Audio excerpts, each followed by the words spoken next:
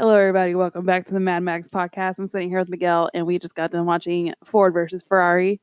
Finally got around to seeing it. Finally got around to seeing a movie about the car culture that doesn't suck, that isn't brainless. That's what I'm grateful for. Yeah. Are you talking about Fast and Furious franchise? How funny that I didn't say that. Leave them alone. I didn't say that, and yet that's the first thing that popped into your mind. Because I know what you're talking about. I know you hate those movies. Well, I mean, just in general. I mean, the last time we saw a good, smart movie about anything that has to do remotely with car culture is Drive, and even that didn't count because it was more of like a weird neo-noir kind of film. You know, it barely had to do with car culture. This does. I've been a huge fan of Carroll Shelby since I was a little kid playing Gran Turismo and on the Sony PlayStation. Okay, that helped me really get into him. You know, and he's from Texas too, so I also have that bias too. Right, which if we're getting a little ahead of ourselves. If you plot, please, yes. Yeah, if you don't know what the movie is about. Now, if you don't know what the story is, it does follow Carroll Shelby and Ken Miles's journey with Ford to get ready to compete in the 24-hour Le Mans race. Which is grueling, legendary and grueling. Yeah. It's for 24 freaking hours. 24 hours. Which is insane. I don't know who the hell thought of that. Yeah, and this was back in, the race was in 1966. And the movie kind of starts off, I think, in the 50s. It starts off, the movie opens in 59 whenever Matt Damon's character, Shelby, wins the Le Mans. I think they said he was the first American to do so back in 59. Right. Barely making it, but still winning. Yeah, still won. And that's what, put him in the history books. Skip, 6-7 years later, and we have Ken Miles. We have Ken Miles and we have Shelby, who have been friends for years. And what really starts this story, and it is all true story, is that basically Henry Ford and his company, they were getting their asses chapped because they feel like they're yesterday's news when it comes to what's hip and sexy right now, what's really happening out there in the car culture world in the 1960s. And Lee Iacocca, played by John Bernthal, Punisher, in other words, he tells him, listen, there's a reason why Ferrari is seen as so hip right now, and they're going to go down in history. It's because they're making cars that people are paying attention to, kicking ass in races. You need to go up against them.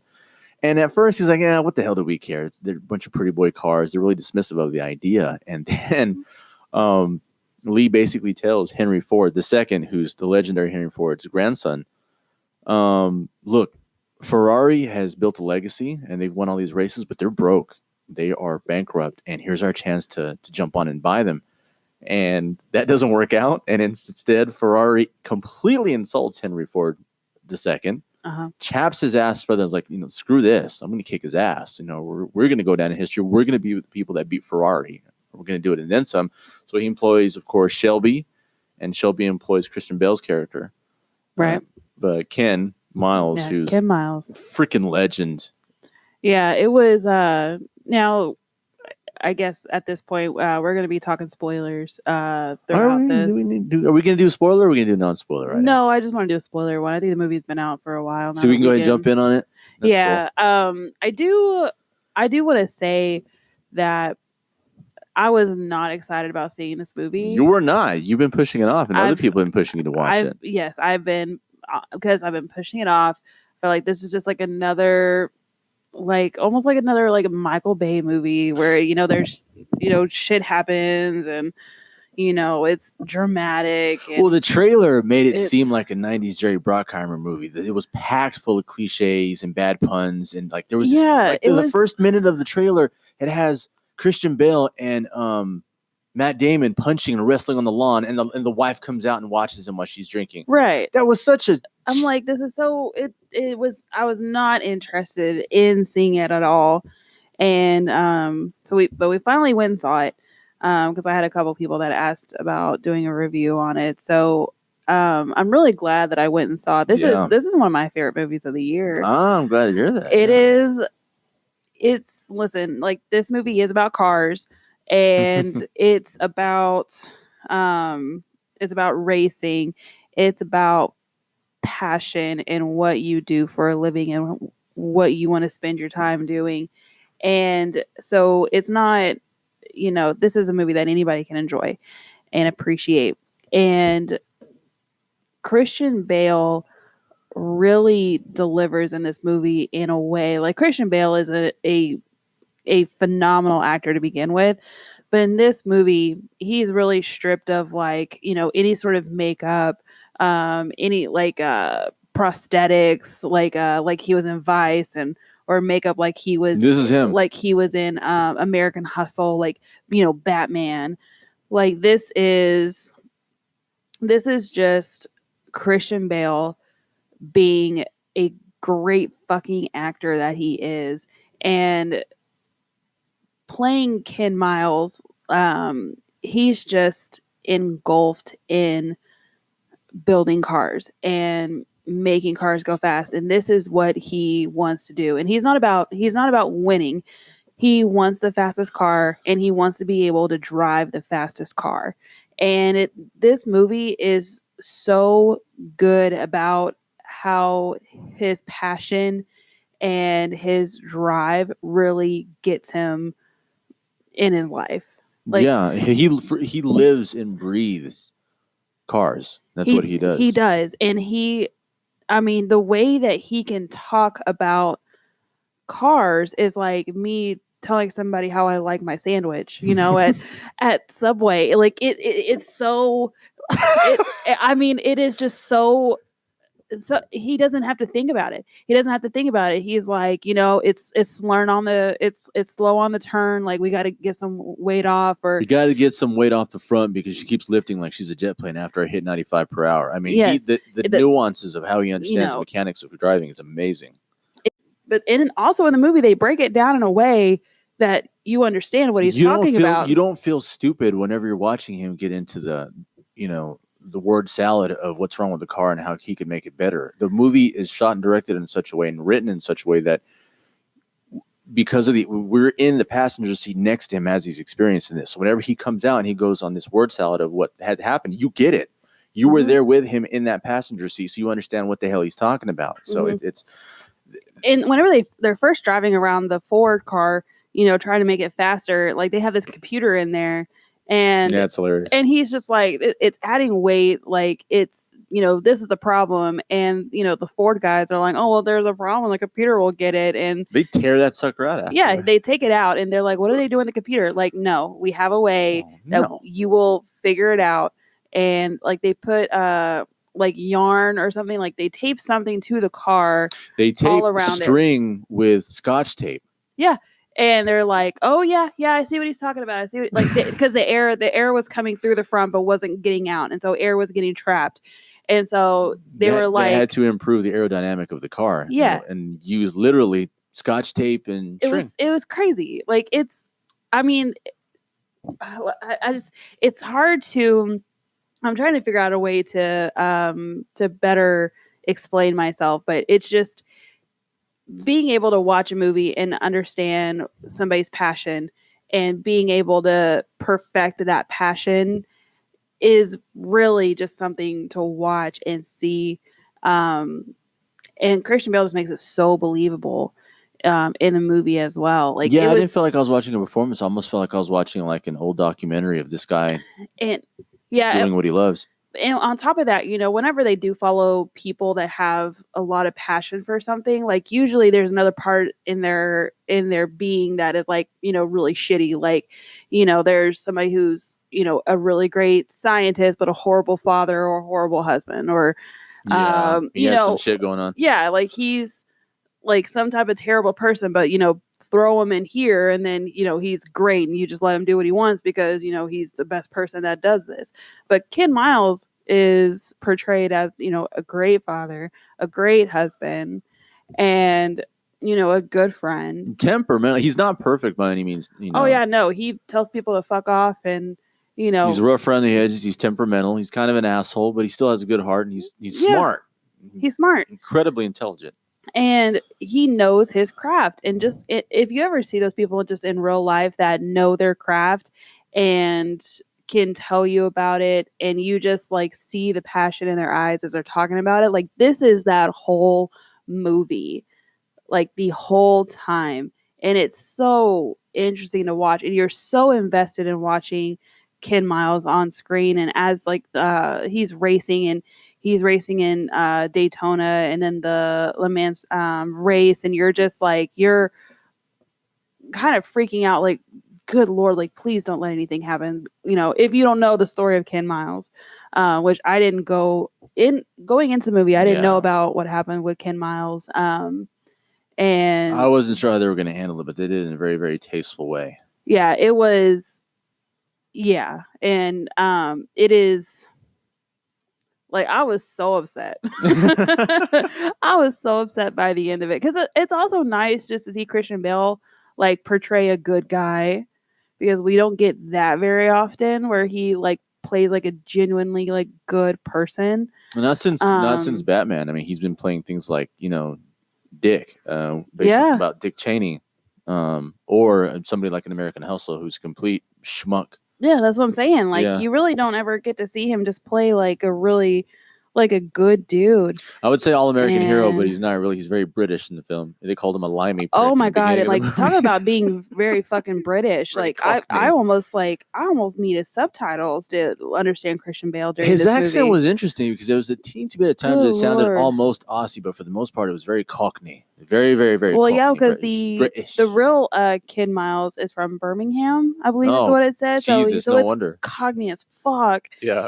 And it is, holy shit. Like, that is something that I was like, talking about. I didn't feel stupid whenever they were talking about, stuff that was going on as far as like car parts and things that they needed to work on. But goddamn, like, I couldn't understand a word Christian Bale was saying. Let alone the conversation between him and his wife. That's also very British and Cockney. Oh my God. I was like, damn. Some subtitles. They had subtitles for the Italians when Ferrari came on screen. Give us the subtitles for Ken and his wife. Yeah, when the French people spoke, when the Italian people spoke, you saw subtitles on screen. Oh man! When those two were talking, I was like, they're technically speaking English. I know they're speaking English, man, but I British barely English. I don't understand anything. Yeah. On a superficial level, I'll say that I think the casting was really brilliant, because it looked like the people they were supposed to be playing. Yeah. The casting was also great in the sense that you brought these heavy hitters to the screen that disappeared into their roles. I forgot I was looking at Matt Damon. I started believing I was looking at Shelby. I started believing I was looking at Ken. And Henry Ford. The guy who plays Henry Ford usually plays a corporate douchebag in many, many, many movies. Mm-hmm. He disappeared into his role here too. So everyone did so does Josh Lucas. Always plays a stupid. He always plays a prick, a stupid corporate asshole. Which that's is not far from what he plays now. So he's also a stupid corporate douche. He plays Leo Beebe. So. The kid was amazing too, who played Ken's son. Yeah, Noah Jupe. Kid actors in movies, especially nowadays, the pendulum can swing really hard one way or the other when it comes to them doing good. This kid was natural. Yeah, which felt so bad for him. I want to get into the director really quick, because the director was James Mangold. Where do I know that? I know the name. What's he done lately? The last movie that he directed was Logan. So he did Logan, the Wolverine, which we won't get into. We won't talk about the Wolverine. Jesus, the guy that did the Wolverine made this movie? Yes. And Logan? 310 to Yuma, Walk the Line, Identity. He's a good director. Yeah, he's also produced a couple of things too. Like, he was the executive producer for The Greatest Showman, for the TV show Zoo, Vegas. Like, he's done a lot of things. But yeah, the direction was so good. Like, the way that they put you in the car as well with them. Like, you felt like you felt like you were in the car, and it was almost like you can like feel the breeze whenever you were driving. It was so crazy. It's so hard to articulate, but I will say that to put it frankly, when I was sitting there in the theater, this movie's been out for a while, and the theater still had a pretty good amount of people in there. I was looking to my left and my right. I saw people. I always love looking at the audience, sort of clenching their seats at those scenes where Christian Bale is doing those those hard right turns, and he's going to spin out and crash. I saw people next to me just kind of like grabbing the seats. Yeah, like they're there with them. That's how you feel, and it's. I know I was a nervous wreck throughout that whole race. I was like, "What is happening?" And it was good. Like, I'm so happy I went and saw this movie, because again, you were so dismissive of it. I was so dismissive of it, because Like, and I kept telling people, like, it don't look good to me. The trailer didn't do it any justice. No. It did not. When I saw the trailer again, it looked like a very cheesy late 90s movie that Jerry Bruckheimer produced. And it ended up being so much smarter than that. Yeah. And one thing that I didn't say I knew with certainty this was going to happen, but there was a small part of me when I saw the trailer was like, is this going to be a 2.5 hour Ford commercial? Is this going to be riding the shaft of Ford, so to speak? You know what I mean? It's my God, no. And Ford is not the villain. And in many ways, Ford is the villain. It was at the beginning. It's even watching it, you're just like, oh God, this is just going to be a giant Ford commercial. No, it's and not. And then like Ford, 45 minutes into it, you realize like, these are some corporate bastards is what we're dealing with. Just, Henry Ford did have one good moment when Matt Damon was basically, telling him like it is. Ford did kick back, and that was a well-deserved moment when he's like, listen, you need to understand, we look out at our factory, half of that was used to build machines for World War II. Like, we've been to war before. You don't have to sort of talk down to me, so that needed to be said. Ford isn't just some big evil corporation. They're a very, very important company when it comes to American innovation. Yeah. Ford led the world, arguably, when it came to motor vehicles. It's just to try to find someone that says different, like a mass production. Yeah, Henry Ford. I mean, the Model T. Right. So the movie is very smart and it has a lot of integrity in that it does pay respects to what Ford did do for the U.S. and what it does do to what it did do for mechanical innovation. They did help us win World War II. The movie more than concedes that. It shows that respect, but at the same time, it does not shy away from, like we said, what kind of a bastard Henry Ford II could be, right? Like, and the suits that were around him. Like, one instance was while they were at the big race, Le Mans race, is that probably towards the end, whenever it starts to get dark, like, he leaves in a helicopter to go out for dinner. And all of them are talking shit, like, really? Around, like, okay, really. And, he comes back and he's like, oh, how are we doing? And, he comes back the next day asking how everything's going. And it's just like, come on, man. And you have Ferrari, like, right beside there, and he's there. Like, they did show that Ferrari was shown as sort of a villain too, but the one thing that they did show is that he was there with them the entire time. Well, he didn't leave the race. Well, he did leave the race, but he made a joke whenever he was leaving. Like, he's like, oh, he leaves in an airplane. Oh, so classy. And everybody was there laughing at Ford. But talking about the race too, like, some of my favorite moments was Matt Damon when he was fucking with Ferrari. Like, they were right beside each other in the pit, just trolling at the race. Yes, them. They stole their damn stopwatches, which is hilarious. Dropped a couple nuts right in front of the pit team. And so the pit team is freaking out, thinking that these fell off the car before it took off. And oh my God, it's hilarious to watch because it's a 24-hour race. And they don't know what's going on. Yeah. Until they see. So they're freaking like, oh my gosh, like, do we let him drive off with, a couple of bolts missing? Back? Like, what is going on? And just like he's such a pot stirrer, Carroll Shelby was. Oh, so great. He was like that in real life too. Matt Damon also, he won't get enough credit too, but he was really good in this movie. Do you think either will be nominated? Oh yeah, for sure. You think so? I would think that Christian Bale would be nominated for Best Actor, but he might get nominated for Best Supporting Actor. But he was definitely the main actor in this movie. Who was? I don't know who our main character was because this is both of their stories, and I felt attached to both of them emotionally by the end of the movie. I know this is a spoiler review. I don't want to give away the very, very end because there's people who deserve to experience what happens with these characters organically. And there may be a few people out there listening to this who are, even though it's a spoiler review, are going to watch the movie and deserve to experience that. You know what I mean? This movie is an experience. And I think this movie is the best experience whenever you're in the theaters to go see it. So I'm just please see it in theater. Oh yeah. So I'm just going to jump into my overall rating. Like, my overall rating is that this is a full price for sure. Yeah. And I can't believe again that it's taken me so long to go and see it because it's so good. But this is a high full price. This is, like I said, this is one of my favorite movies of the year, and I didn't even want to see it. Like, which I is went funny in because I didn't think you liked it that much. Yeah, you certainly like it as much, if not more than me. Yeah, like I loved this movie. Like I really did. Like, and it's so funny because it was just like I said, watching somebody, you know, doing what they love.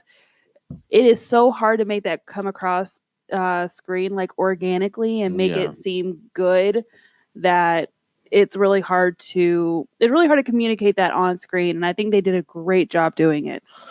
I agree. I was gonna say this is a full price movie for me.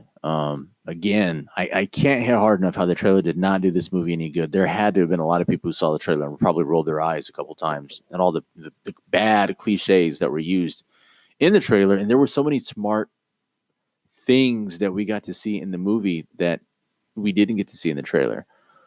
So the trailer didn't do the movie any justice at all. This is a full price movie for me as well. It is. Probably, again, I'm speaking within context. 2019 has been a great year for movies until the end of the freaking year. This is also one of my favorite movies of the year. Well, I think even if this would have came out like in March or April or something. Well, no, like I think if this was to come out like in a year that a lot of good movies came out, it still would have stood out. Oh yeah, I think for sure. I think so too. I think for the most part it would. The only thing I disagree on is that you disagree on the runtime. I think the movie ran a little bit longer than I think it could have. But that's again superficial. There's nothing really terrible in this movie that sticks out to me is that I would have fixed on such a notable level. Just the only thing I can think of right now is just the runtime might have been just a little bit longer than it needed to be. But that's it. I was fine with the runtime. It is 2.5 hours, but I feel like I felt how long it was, but I was okay with it because I knew where the story needed to go in order to get its point across and give the person experiencing the movie to understand where everything was going. So I was okay with the runtime. Okay. Well, that's basically it for me. That's it for you? Yeah. No other comments? No, go see it at the movies. Don't. Yes, please go see it at the theater. Like, you have to see it at the theater, unless you have some giant monster projector at your house and you're planning on watching it then. Like, but you really just need to experience it in the theater for sure. Yeah, hands down. We don't say that about that many movies. Even movies that I say I want to pay full price for. We use that as how good the movie is, but when it comes to the experience of the movie itself, this is the embodiment of movie you need to watch with a big screen you can freaking find. Yeah, it's great. I kind of want to see it in IMAX, or just to I'm tempted to see it in IMAX just because. I don't know if it came out on IMAX or not, but that has to be a really cool experience seeing it in IMAX. Man, that's gotta be intense. Okay. All right, dope. All right. Well, everybody, that was our spoiler review of Ford versus Ferrari. Thanks for hanging out with us. And if you like our channel, please like and subscribe so that way you will stay up to date on our content whenever it comes out. We also have a decade series that already has a couple of episodes out. So make sure if you like this video that you can go back and listen to those. So those more videos are coming out. I think we're on 2012 is the latest video that came out. And then 2013 should be up soon. But thanks for listening, and we'll see you again next time.